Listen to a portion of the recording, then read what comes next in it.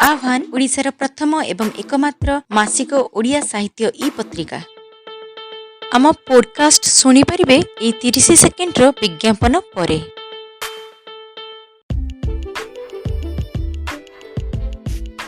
आज 21 अगस्ट 2020। नमस्कार। आह्वान ओडिया पॉडकास्ट रो आउ एक नूतन संस्करण को स्वागत जनाउछि। जह्न मामू ए नाटी किए न जाने कहले हुए तो आजिकाली पिलामाने एही बही विषय शुणी नथिबे किंबा देखि नथिबे, किंतु दिन थिला जह्न मामू आम पई थिला एक संपूर्ण मनोरंजन माध्यम।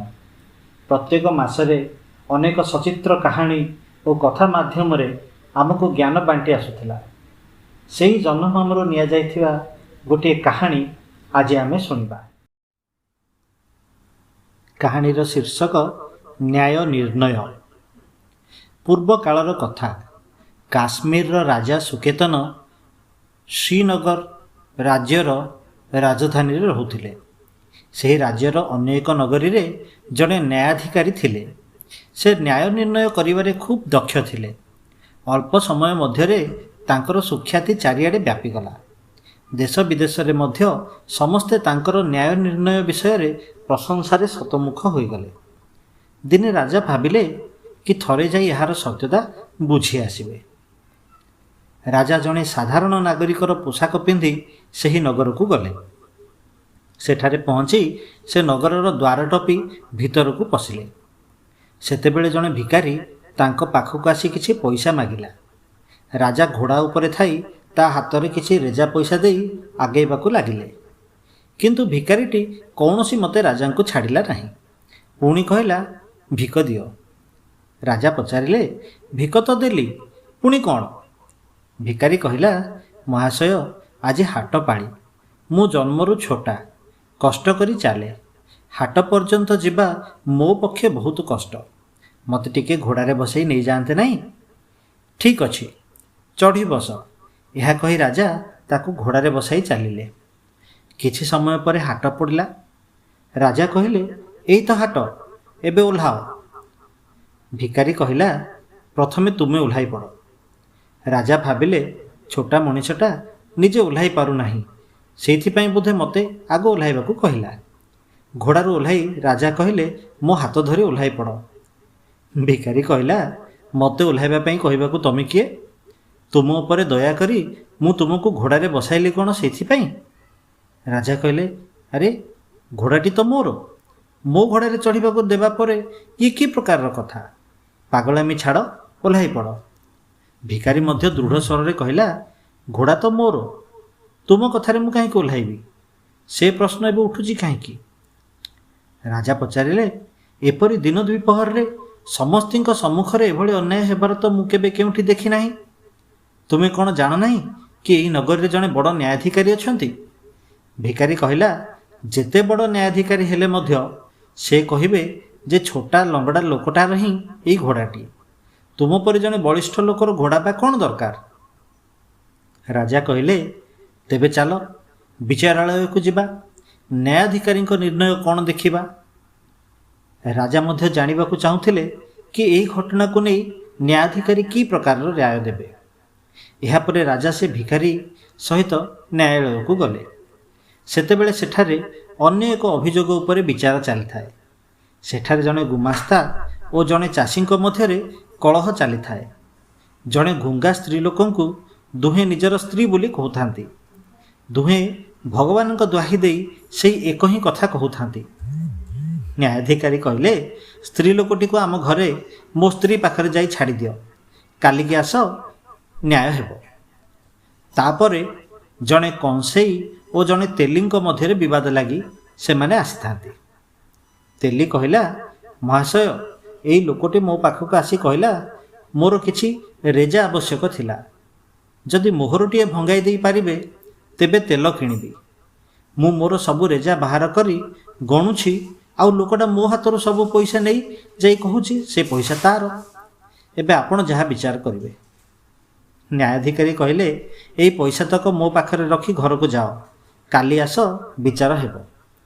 एबे एमानंकर अभियोग परे घोड़ा कथा पड़िला। राजा कहले, ମହାଶୟ, ମୁଁ ଶ୍ରୀନଗରରେ ରହେ।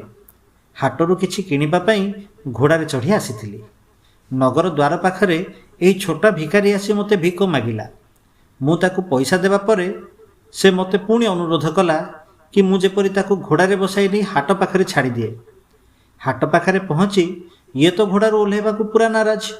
ଓହ୍ଲାଇବାକୁ କହିବାରୁ ଇଏ କହୁଛି ଯେ ଏଇ ଘୋଡ଼ାଟି ତାରି ଘୋଡ଼ା। ଭିକାରୀ କହିଲା, ମହାଶୟ, ମୁଁ ତ ଛୋଟା ଲୋକ, ତେଣୁ ଯୁଆଡ଼େ ଯାଏ ଘୋଡ଼ା ଚଢ଼ିଯାଏ। ମୁଁ ହାଟ କରିବାକୁ ଘୋଡ଼ାରେ ଚଢ଼ି ଆସୁଛି। ଏହି ଲୋକଟି କହିଲା ଯେ ସେ ବାଟ ଚାଲି ଚାଲି ଥକିଗଲେଣି। ଯଦି ଟିକେ ହାଟ ପର୍ଯ୍ୟନ୍ତ ଘୋଡ଼ାରେ ବସାଇ ନିଏ ତ ଭଲ। ମୁଁ ଏହାଙ୍କ ଉପରେ ଦୟାକରି ହାଟ ପର୍ଯ୍ୟନ୍ତ ବସାଇ ଆଣିବା ପରେ ସେ କହୁଛନ୍ତି କି ଘୋଡ଼ାଟି ତାଙ୍କର। ଇଏ କେଉଁ ପ୍ରକାରର କଥା, ଆପଣ ନିଜେ ବିଚାର କରନ୍ତୁ।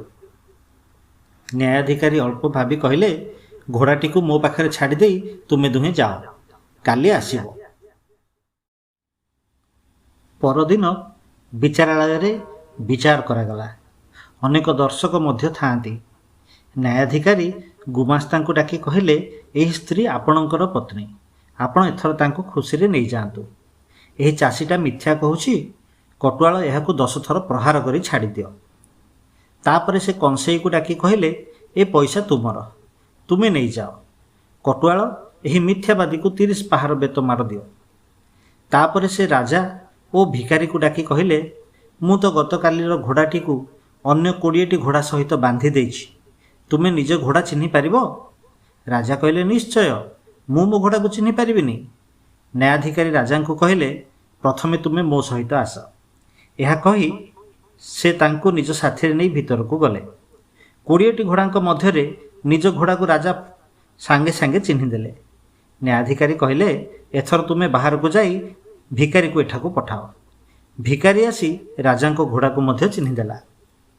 ତାପରେ ନ୍ୟାୟାଧିକାରୀ ବିଚାରାଳୟକୁ ଆସି ରାଜାଙ୍କୁ କହିଲେ, ଏଇ ଘୋଡ଼ାଟି ତୁମର, ଏହାକୁ ତୁମେ ଏବେ ନିଜ ସାଥିରେ ନେଇଯାଅ। କଟୁଆଳ ମିଥ୍ୟା କଥା କହୁଥିବାରୁ ଏହି ଭିକାରୀକୁ 50 ପାହାର ଦଣ୍ଡ ଦିଅ। ସେଦିନ ପାଇଁ ସବୁ ବିଚାର ଶେଷ ହେବା ପରେ ରାଜା ସେଇଠି ସେମିତି ଠିଆ ହୋଇଥାନ୍ତି। ତେଣୁ ନ୍ୟାୟାଧିକାରୀ କହିଲେ, ଏତେ ପର୍ଯ୍ୟନ୍ତ କାହିଁକି ଠିଆ ହୋଇ ରହିଛ? ମୋର ନ୍ୟାୟ ତୁମକୁ କ'ଣ ଭଲ ଲାଗୁନାହିଁ କି, ନା କିଛି କହିବାର ଅଛି? ତାପରେ ସେ ରାଜା କହିଲେ, ଆପଣଙ୍କ ବିଚାର ଅତି ଚମତ୍କାର। ମୁଁ ଜାଣିଲି ଯେ ଆପଣ ମୋ କ୍ଷେତ୍ରରେ ଠିକ୍ ବିଚାର କରିଛନ୍ତି, କିନ୍ତୁ ଅନ୍ୟମାନଙ୍କ କ'ଣ ବିଚାର ହେଲା ଓ କିପରି ହେଲା ମୁଁ ସେ କଥା ଜାଣିବାକୁ ଚାହେଁ। ମୁଁ କଳ୍ପନା କରିପାରୁନାହିଁ କି କିପରି ଏତେ ସଠିକ୍ ବିଚାର ସମ୍ଭବ ହେଲା। ନ୍ୟାୟାଧିକାରୀ ବୁଝାଇ କହିଲେ, ଏସବୁ ଏତେ କଷ୍ଟକର କାର୍ଯ୍ୟ ନୁହେଁ।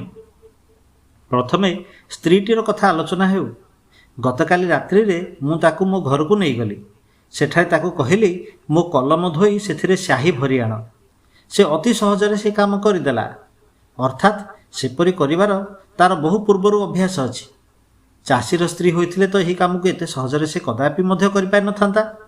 ତେଣୁ ସେ ଗୁମାସ୍ତାର ସ୍ତ୍ରୀ। ରାଜା କହିଲେ, ହଁ, ଏ କ୍ଷେତ୍ରରେ ଆପଣ ସତ କହିଲେ, କିନ୍ତୁ କଂସେଇ ଓ ତେଲି ମଧ୍ୟରେ ହୋଇଥିବା କଳହ ପାଇଁ କି ଭାବରେ ବିଚାର କଲେ? ନ୍ୟାୟାଧିକାରୀ କହିଲେ, ଇଏ ତ ଆହୁରି ସହଜ। ତେଲିର ଥଳିରେ ତେଲ ଚିକିଟା ଲାଗିଥାଏ। ସେଥିରେ ପଇସା ରଖିଲେ ମଧ୍ୟ ସେ ପଇସାରେ ତେଲ ନିଶ୍ଚୟ ଲାଗିଥିବ। ମୁଁ ରେଜା ପଇସା ଗୁଡ଼ିକୁ ପାଣିରେ ପକାଇ ଦେଖିଲି, ସେଥିରେ କିନ୍ତୁ ତେଲ ଆଦୌ ନଥିଲା। ରାଜା ପଚାରିଲେ, ଆଚ୍ଛା, ଘୋଡ଼ା ମୋର ବୋଲି ଆପଣ କେମିତି ଜାଣିଲେ? ନ୍ୟାୟାଧିକାରୀ କହିଲେ, ଚିହ୍ନିବା ଦ୍ୱାରା। ମୁଁ ତ ପ୍ରଥମରୁ ହିଁ ଜାଣିଥିଲି ଯେ ସେ ଘୋଡ଼ାକୁ ତୁମେ ଦୁହେଁ ଜଣ ଯାକ ଚିହ୍ନି ଦେଇପାରିବ। ତାଙ୍କର ଏଭଳି କଥାରେ ରାଜା ଆଶ୍ଚର୍ଯ୍ୟ ହୋଇଗଲେ। ତେବେ ଆପଣ କେମିତି ଜାଣିଲେ ଯେ ଏ ଘୋଡ଼ାଟି ମୋର ବୋଲି? ଏ କଥା ଶୁଣି ନ୍ୟାୟାଧିକାରୀ କହିଲେ, ମୁଁ ଜାଣିବାକୁ ଚାହୁଁଥିଲି ଯେ ତୁମ ଦୁହିଁଙ୍କ ମଧ୍ୟରୁ କିଏ ଘୋଡ଼ାକୁ ଚିହ୍ନିଦେବ। ମୁଁ ଜାଣିବାକୁ ଚାହୁଁଥିଲି କି ଘୋଡ଼ା କାହାକୁ ଚିହ୍ନିବ, ଆଉ ଘୋଡ଼ା ତୁମକୁ ହିଁ ଚିହ୍ନିଦେଲା। ସେଇଥିପାଇଁ ମୁଁ ଜାଣିଗଲି ଯେ ଘୋଡ଼ାଟି ତୁମର। ସେ ନ୍ୟାୟାଧିକାରୀଙ୍କ ବୁଦ୍ଧି ବିଚାର ରାଜାଙ୍କୁ ଖୁବ୍ ଭଲ ଲାଗିଲା। ସେ ଶ୍ରୀନଗରକୁ ଫେରିଆସି ସେହି ନ୍ୟାୟାଧିକାରୀଙ୍କୁ ଡକାଇ ଏକ ଛୋଟ ଜମିଦାରୀ ତାଙ୍କୁ ଖୁସିରେ ଉପହାର ସ୍ୱରୂପ ଦେଲେ।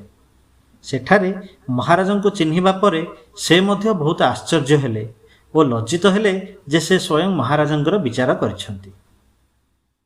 ଆପଣଙ୍କୁ କାହାଣୀ ନିଶ୍ଚୟ ଭାବରେ ଭଲ ଲାଗିଥିବ। ଏମିତି ତ କାହାଣୀ ଶୁଣିଲେ ବହୁତ ଭଲ ଲାଗେ। ଆମର ପୁରୁଣା ଦିନର ସ୍ମୃତି ସବୁ ସତେଜ ହୋଇଉଠେ। ଯାହା ହେଉ, ବର୍ତ୍ତମାନ ସାମାଜିକ ଗଣମାଧ୍ୟମ, ଫେସବୁକ୍, ହ୍ୱାଟ୍ସଆପ୍ ଭଳି ମାଧ୍ୟମ ହେତୁ ପୁଣି ଥରେ ପୁରୁଣା ଦିନର କଥା ପଢ଼ିବା ଓ ଶୁଣିବାକୁ ମିଳୁଛି। ଆଗାମୀ ଦିନରେ ଏହିଭଳି ଅନେକ କାହାଣୀ ଶୁଣିବେ ଆମ ଓଡ଼ିଆ ପଡ଼କାଷ୍ଟରେ।